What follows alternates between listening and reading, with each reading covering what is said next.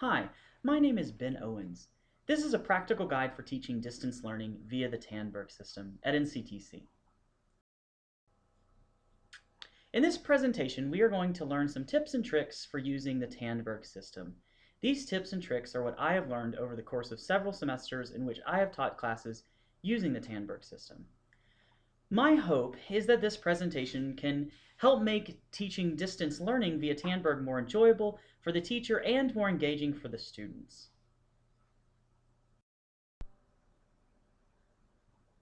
So who am I? I am on the math faculty in CTC, and so I've taught several classes via the Tandberg, including the fundamentals of mathematics, which we call fun math. It's basically an elementary education math, but I've also taught statistics and a math for a liberal arts class in this setting as well. Since I am a math teacher, a lot of the examples that I use will be from my experience, which, is kind of mathy, but I'll do my best to think of other scenarios and include them that might be more typical in other classes.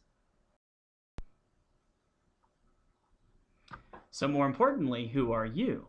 Now, if you're watching this video, then you are likely about to embark on a new and challenging endeavor, and that is distance learning at NCTC.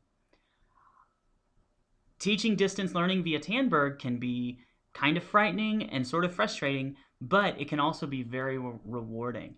And I do admire you for taking on this challenge. But you're about to be much more than that.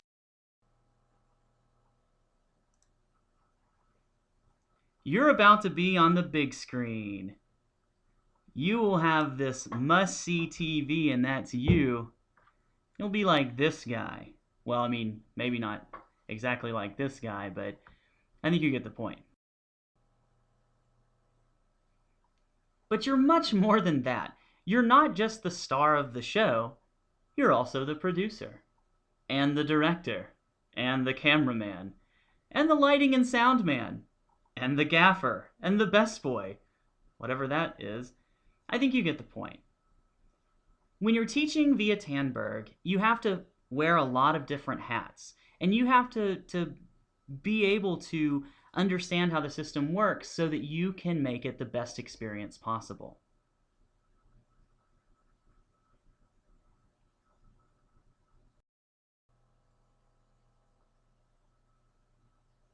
Now, teaching distance learning classes is a challenge for even experienced teachers because it requires some extra planning and preparation. Also, things that are easy in a typical classroom may be difficult or impossible in a distance learning class. One thing that I like to do as an instructor is I like to allow my students to send questions via email, and I'll address those questions at the beginning of class. Now, in a typical classroom, I'll simply project their questions onto the screen just from the computer, and then I'll work the problems on the board next to that. Unfortunately, this isn't possible in a Tandberg classroom. You kind of have one option for the source, and so if I'm going to work questions on the document camera, I cannot also have them coming from the computer. So it either has to go back and forth, or I did something different. In a Tandberg class, I'll usually print out the homework problems that I assign so that I can actually bring them up and just put them on the document camera. Now, I would never imagine printing out every single homework question in a typical class. It would be a waste of paper, of time, etc. But for my distance classes, I've found that this has been very helpful. To have those questions, all the possible questions from their homework, ready to bring up and look at in a way that's much easier has saved time and effort and a lot of kind of back and forth as far as the screens are concerned. The point is that you have to be ready to do things that you might not do in a typical class. Teaching distance classes requires you to be flexible and ready to try new things. When teaching a distance class, my main goal is to make the classroom experience interesting and engaging and personal for both the away class and the home class. Now in this presentation, my goal is to share some tips and techniques to help you reach this as well. Now let's just talk a little bit about terminology.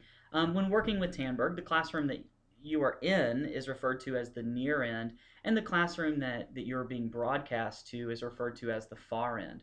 Throughout this presentation, I'll use this terminology, or I might just say your home class and your away class. So here is how the typical classroom is set up. On the home end, of course, here you are going to be, and you have several different screens. There are different options that you have to put things on the screens. Of course, you have the computer and the document camera, and then you have a couple of cameras. One of them that can either be pointed at you or that can be pointed at the whiteboard. And then you have the student camera, which of course can be focused on the students. In the away classroom, there are a couple of cameras as well. That is, there's a camera that typically points towards the students, and there's one in the back that could either point at a teacher on that end, or that a lot of times will be pointed at the back of students' heads, which we'll talk about in a little bit. So as you're planning your presentations, you have lots of different options for how you want to engage the students on the other end. Of course, probably the most important thing is that they see you. Using the instructor camera, that's going to put you big live on this screen so that they can see it on that end. You can also have the instructor camera pointed at the whiteboard, and that will project that onto the far end as well. Another option for the screens here in the away camera, of course, is the student camera, which means that the students here on the away end are going to see their classmates that are on the home end or the near end. And then, of course, there's the document camera and there's the computer, and you can even play DVDs via the DVD player.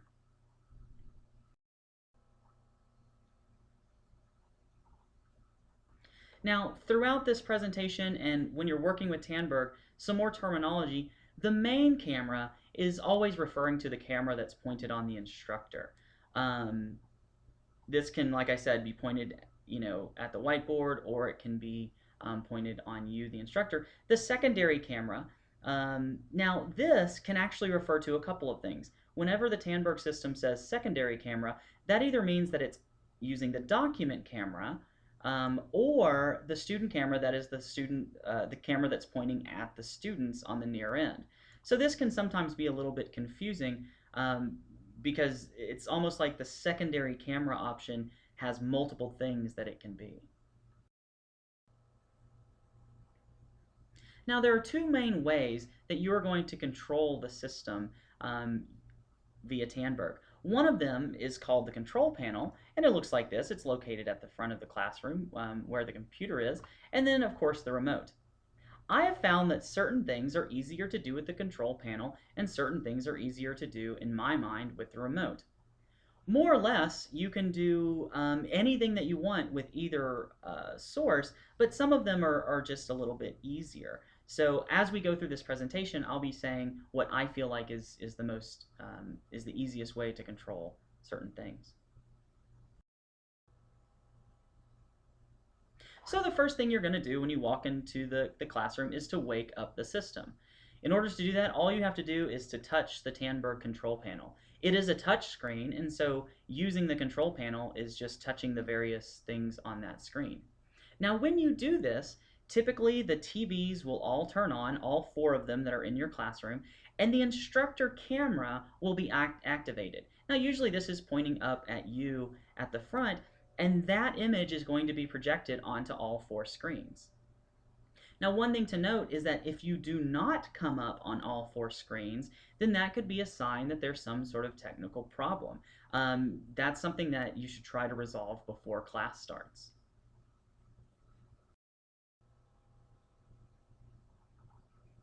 Now, until you connect to another class, you can switch between the different options for the screens. That is, you can go between the document camera and the computer and the student camera and so on and so forth.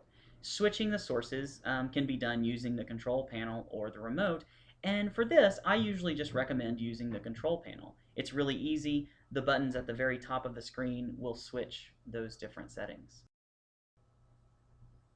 Here is the way I like to switch these settings. If you want to switch from the instructor camera to the document camera, you just press that on the screen. If you want to switch back to the student camera, you press this, the instructor camera, the computer, and the DVD VCR. These are the easiest way that I find to switch between the different sources. Now, one thing that you can also do is adjust the cameras. That is, you can zoom in, zoom out, or point them in different directions. I guess this is how you get to be the cameraman in these classes. Um, Usually, I like to set the cameras at the beginning of class exactly how I want them, and then typically I don't change them past that. The cameras can be controlled using either the remote or the Tandberg control panel. I recommend using the remote. So, if you want to adjust the cameras, you just use this, either the zoom in or zoom out, or you use this to move the camera up, down, left, or right. There's no way to adjust the focus on the camera. That's automatically done. Oftentimes, I'll notice that I'm a little bit blurry in the instructor camera, and so what I'll do is I'll just zoom in and out, and that usually fixes the problem. It simply, locks on to a certain um, distance away, and then it finally gets into focus. So if you think you're a little bit blurry, then just try zooming in and out just a little bit. If you want to adjust the cameras using the control panel, when you select the screen that you want or the camera that you want, then the zoom in and zoom out is here at the top, and then you can move the camera around by using these different arrow keys.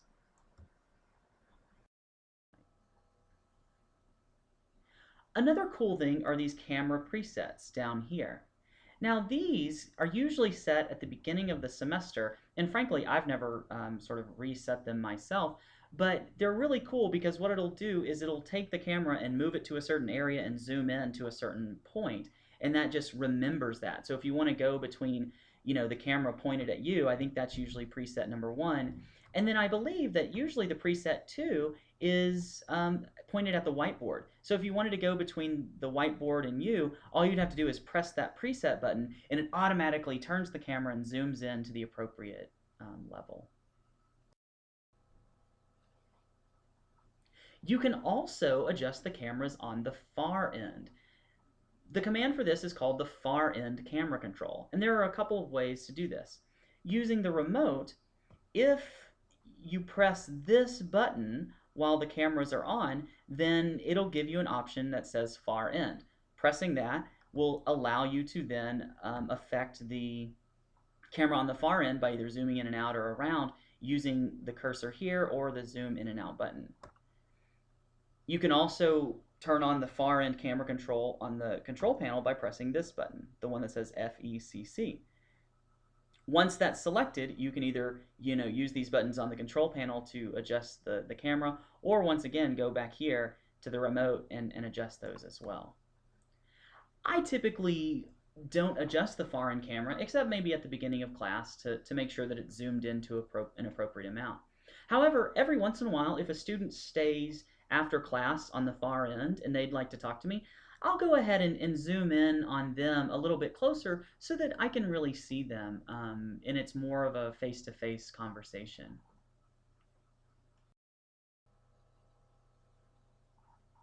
Now, once the classes have been connected to your distance class, the screens are going to be different.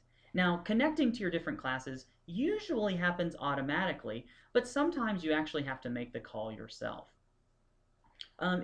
In either case, once the calls are connected, the default setting is that both the home and the away classrooms are going to be showing the same things on the screens. On one of the screens will be whatever source that you had selected, which is, I like to have the instructor camera selected, but then the other source is going to show the away classroom.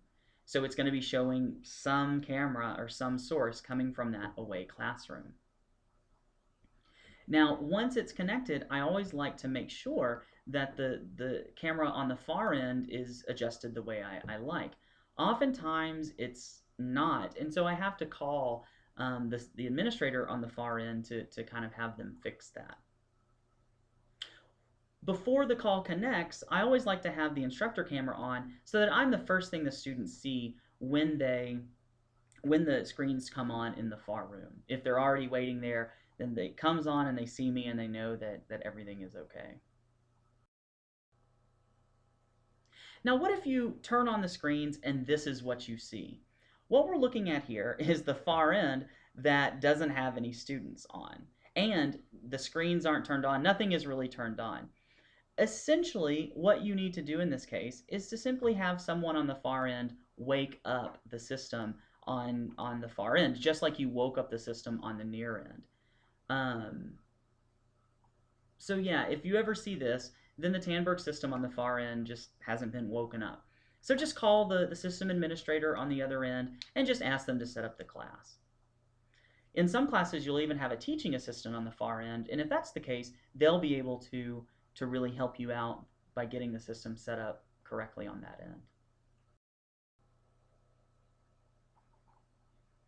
Here's another look at a classroom where the lights are actually on, but you can see that the system is still turned on or turned off. It needs to be woken up on that end because the screens are off.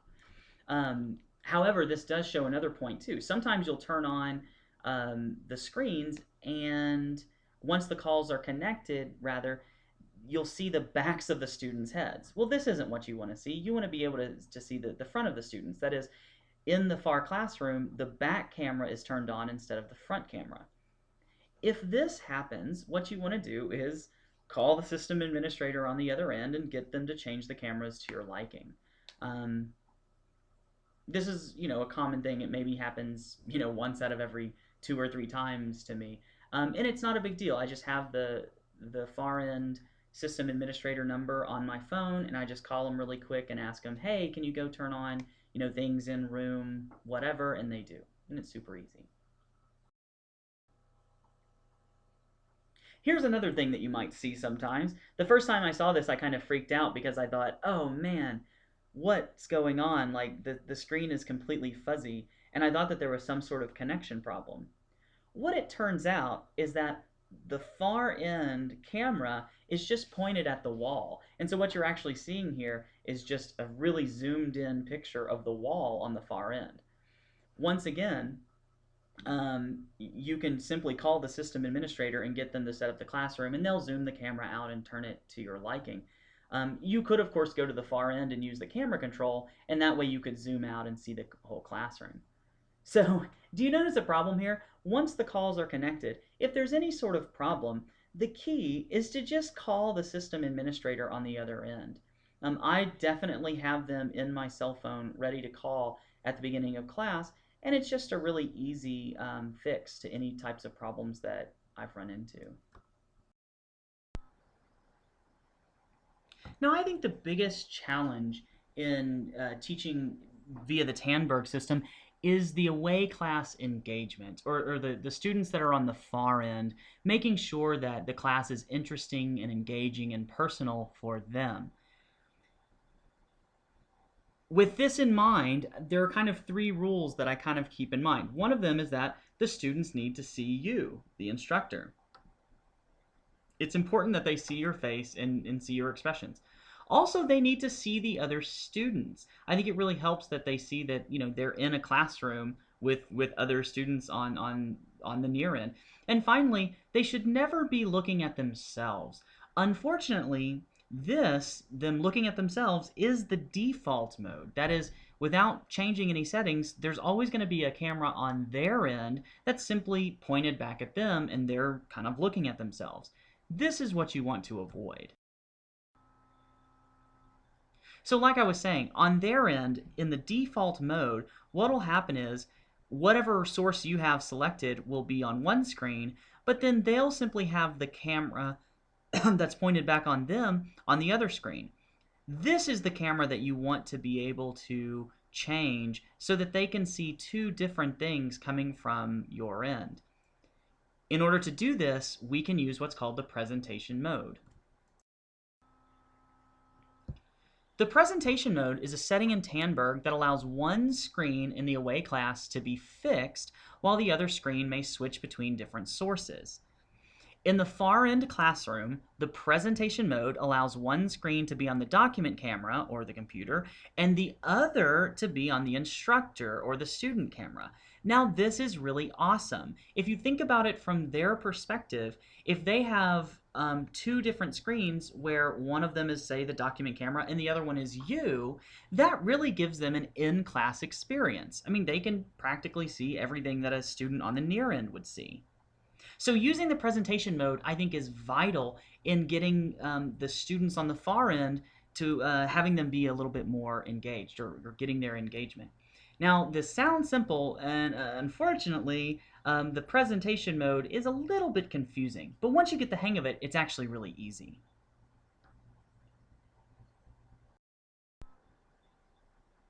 Activating the presentation mode can actually be done either using the control panel or the remote. Now, I recommend using the remote for turning on and off the presentation mode.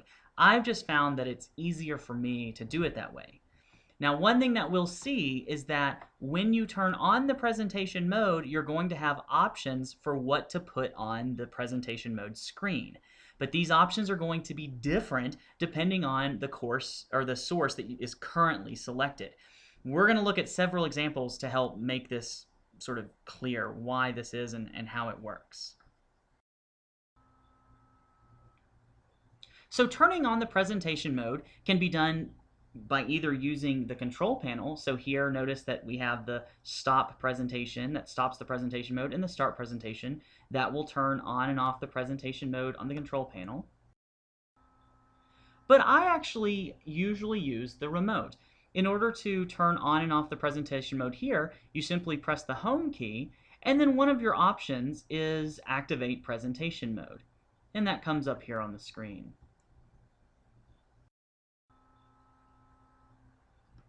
Now, the options that you have for presentation mode are going to depend on what is currently on the screens. And we're going to consider several different options to get a feel for how this works. This can be a little bit counterintuitive, which can make it sort of frustrating, but once you see, excuse me, once you get the hang of it and see how it works, it's really, really pretty easy. Okay, so let's look at this first example. Suppose that the calls were just connected, and so it's sitting here in the default mode, and what we have is the instructor camera is turned on to one screen, and then of course the students are seeing themselves, that is, they're looking at the far end source on the other screen. So what we have is both in the near end and the far end, everyone is seeing the same thing. The instructor camera on one and the far end source on the other. Now, if you turn on presentation mode, or if you activate the presentation mode, you're going to be given these options. When you do that, it's going to give you the secondary camera option or the PC option. Now, if you select secondary camera, this is what's going to happen. On the near end, the instructor camera is going to go away, and on the far end, them looking at themselves is going to go away, and the secondary camera, that is what you selected, is going to appear on both ends. Now notice on the near end, what you're now looking at is the students on the far end on one screen, and then whatever you selected in the presentation mode on the other. On the far end, the students are seeing whatever that they were seeing before, but then the secondary camera as well. If instead, if we kind of reset and we wanted to select the PC from this, so if the instructor camera is currently on and we selected the PC, what's going to happen is once again, the instructor camera is going to go away on the near end, and the students looking at themselves is going to go away on the far end, and the PC is going to come up on both ends. So now the students on the near end can see the computer, and then of course the students in the far end, and then on the far end they're looking at you in the computer. Okay, let's look at example 2. Suppose that currently it's sort of in its default mode where the students on the far end are looking at themselves, but you have the computer turned on here in the near end. Now, If you go into presentation mode from this, that is with the computer turned on, then you're going to be given these options. You're either going to have the main camera or the secondary camera that you can select. If you select the main camera, then what's going to happen is this. On the near end, the computer is going to go away, and the instructor, that is the main camera, is going to come on. Now, on the far end, they're no longer looking at themselves, and they're now looking at you. Now, here is an interesting thing. Notice, at this point, it's pretty good on the far end. That is, they can see you, and they can see whatever's on the computer. But on the near end, you're looking at the students on the far end, and you're looking at yourself. Now, of course, the students that are here in the near end, they can see you in person, and so they don't need this. And this is kind of a worthless setting, but it's something that can sort of happen. Sort of resetting, suppose that the computer is currently turned on, but it's in its default setting. If you select the secondary camera for the presentation mode, then that of course is going to make the computer go away on the near end and the secondary camera come up, and then on the far end they're going to be able to see the computer and the secondary camera. Now, this secondary camera can be either the document camera or the student camera. It depends on what was last used. So, once again, this is kind of interesting because what's happening is that on the far end, they can see the computer and the secondary camera. But on the near end, since one of the cameras has to always stay fixed on the students in the other end, they're only seeing one of these. So it's a little tricky. You have to sort of make a choice as to what you want your near end students to see on the screen that they have available to them. All right, let's look at one more example. Example 3, suppose that you have the document camera currently turned on and you want to turn on presentation mode. If you go and press the presentation mode option, this is what you're going to have. You're going to be able to either put on the main camera in the PC or in presentation or the PC in presentation mode. Once again, if you select the main camera, then those go away and these come up. Now, this is, once again, the situation where on the near end, you're looking at yourself, but you're not looking at the document camera, which is kind of what you want. So this is also sort of a useless setting. If you selected the PC instead, then, of course, the document camera goes away here, and the PC comes up. And on the far end, they can actually see the document camera and the computer at the same time. Once again, the issue is that on the near end, one of the TVs is fixed on the students that you have on the far end. And so you can't switch that around, and so you have to just, choose one or the other. And in this case, the students on the near end would be looking at the computer. All right. One more example just to kind of, drive this home. Suppose that you had the student camera that was selected sort of in your default mode. So you're looking at the students in the near end class, and you turn on the presentation mode. These are the options that you would then have. You can either select the main camera for presentation or the PC for presentation. If you selected the main camera, of course, these go away, and the instructor comes up. That would be the main camera. Once again, here we are on the near end looking at yourself, so this is kind of a worthless setting. If instead you selected the PC as your other option, then this, of course, would turn the computer on in the near end and on the far end, and so you'd have this option. So basically what it comes down to is this. On the far end, once the presentation mode source has been selected, then that source will replace the far end source.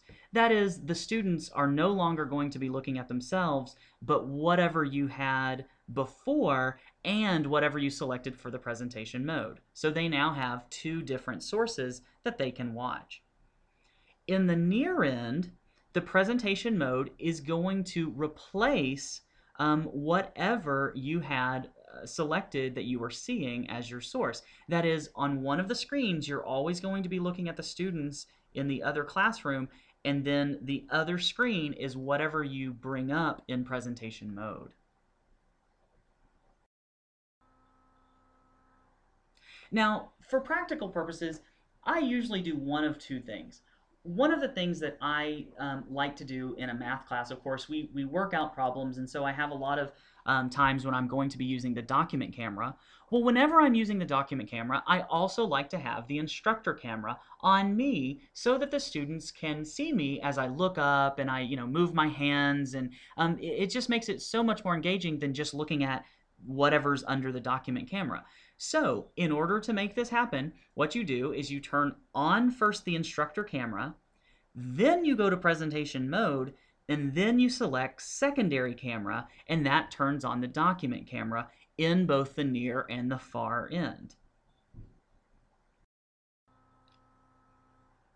Now, there is this issue that has to do with the secondary camera in the Tandberg system.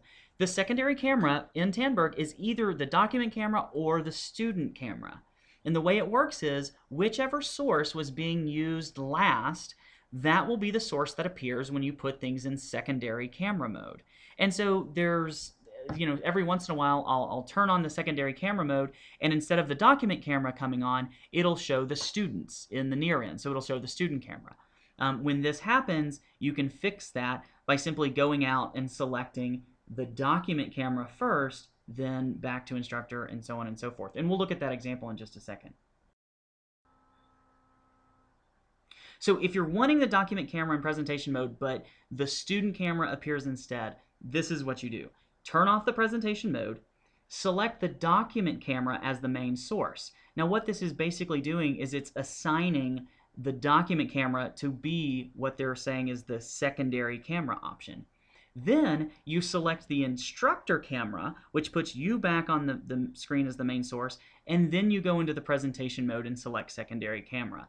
Now when you select secondary camera, it will bring up the document camera like you had desired.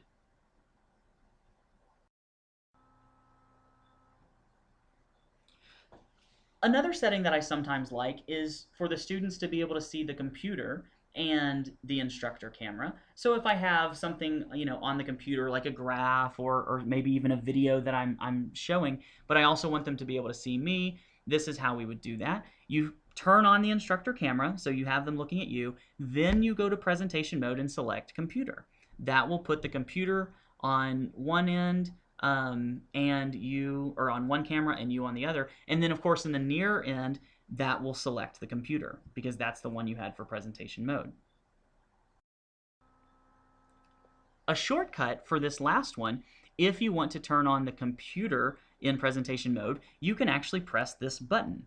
It's actually super easy. So if you just have the instructor on and you press this button, it will automatically turn on the computer in presentation mode. Pressing this button will also turn off the presentation mode regardless of what you have on.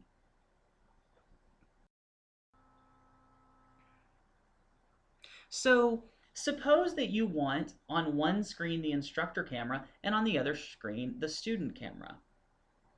This would be really great if you were having a class discussion where you wanted the students on either end to be able to see one another. In order to do this, what you want to do is to first select the student camera, so that's the one that's now selected for the secondary camera in the Tandberg system. Then you select the instructor camera to put that in the main source, and then go to presentation mode and select secondary camera, and that will bring up in the far end the students on one screen and you on the other.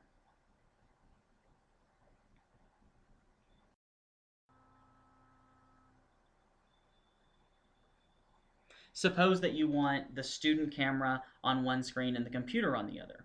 Now, in this case, what you would do is you would select the student camera so that it's the one on that source. Then you select the computer for the main source, go to presentation mode, and select secondary camera for the presentation mode.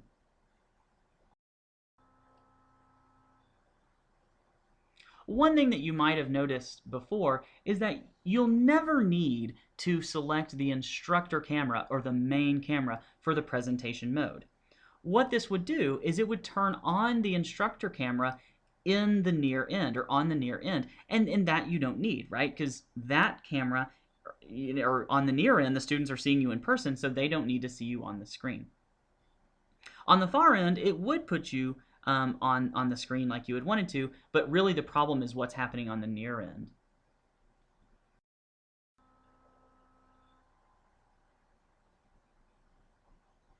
So now here's an interesting one.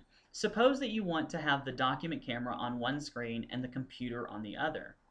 Now you can make this happen for the students on the far end, but for the students on the near end, this is not going to work.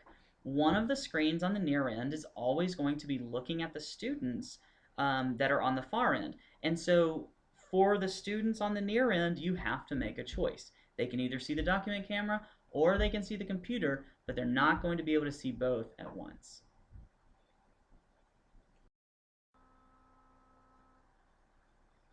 Now, if you are in presentation mode, then you can actually switch the screens that are in the non-presentation mode source. Now, remember that presentation mode is always going to fix that camera or fix the source that is in the presentation mode, but it actually allows you to switch the other one. Due to the fact that the secondary camera can be either the document camera or the student camera, this can lead to some sort of weird stuff happening. I recommend that you experiment with this on your own, and remember, if things sort of spin out of control, just turn off the presentation mode and start over.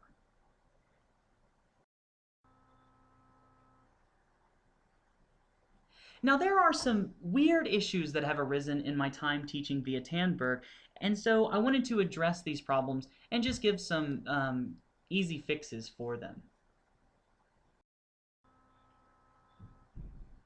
Oftentimes, when the calls are connected, the camera or the screens on the near end won't be functioning as needed. That is, one screen will be on and it'll be showing the far end students, but then the other screen will not turn on.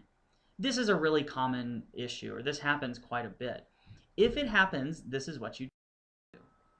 What you want to do is go to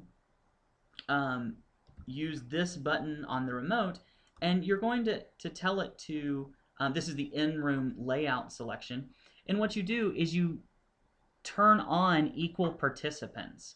So if you hit this button on the remote, then it's going to bring you to this screen. If you hit the equal participants, then it'll turn on both screens on the near end. One thing that happened to me once that I actually wasn't able to fix until the next time I was there is that the system came on, the calls were connected, and the far end screens were good, but one screen wasn't working on the near end. That is, I could see the students that were from the far end, but the screen that I would typically use for, to use the document camera or whatever, it just wasn't working. What had happened was on the sort of main control panel, one of these buttons had been accidentally pressed, and that switched the source for the near end cameras. The trick, or how it was fixed, unfortunately not that night, but later on, is that you basically just had to press this little button and it switched it to the appropriate channel. I really wish that I had known this before, but it's one of those things you kind of live and learn. What I did in that case was that I just used the whiteboard instead of using the document camera, which honestly, I don't know, it didn't make it a very good situation frankly, for students on either end, but at least I was able to get through class, and we were able to see all the examples that we needed to.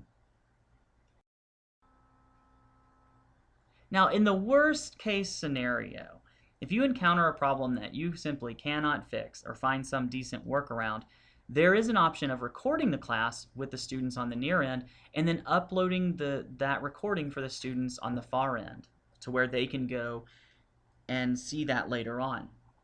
This utilizes the show and share capabilities of the Tandberg Classroom. Luckily, I've never had to do this, but it is an option, and usually there are instructions in the classroom that will show you how to do that. I hope that you found this video useful, and I hope that it helps to kind of take away some of the fear as far as getting into that Tandberg classroom setting. It is a very interesting and sometimes frustrating way of teaching and engaging with students, but it's such a vital part of reaching those students that are in those far off populations. So I do admire you for taking on this challenge, and I wish you the best of luck. Thanks for watching.